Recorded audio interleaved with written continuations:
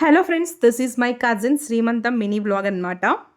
So ఈ సీమంతం decor అదంతా చూస్తుంటే నాకు నా సీమంతం గుర్తొచ్చిందనమాట. Such a wonderful and happiest moment in every women's life కదా. మనం నవమాసాలు మోసి ఒక ప్రాణాన్ని మనం భూమి మీదకి తీసుకొస్తున్నాము అని అంటే అది చిన్న విషయం కాదు.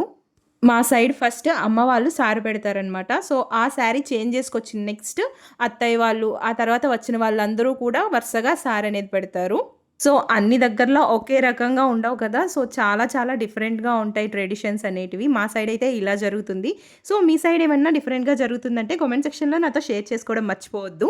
చక్కగా ఆకేసి అందులో అన్నం వడ్డిస్తే కూర్చొని తింటూ ఉంటే ఆ ఫీలే వేరేగా ఉంటదబ్బా! ఫంక్షన్ అంతా అయిపోయిన తర్వాత అందరూ ఇలా సరదాగా కూర్చొని కబుర్లు చెప్పుకుంటూ, మాట్లాడుకుంటూ ఉంటే అసలెంత బావుంటుందో కదా! ముందు రోజు ఫంక్షన్ కోసం పడిన కష్టమంతా మర్చిపోవచ్చు. సో అదనమాట సంగతి. మీ అందరి బ్లెస్సింగ్స్ కూడా బేబీకి ఇస్తారనుకుంటున్నాను. Thanks for watching. Subscribe for more. Bye.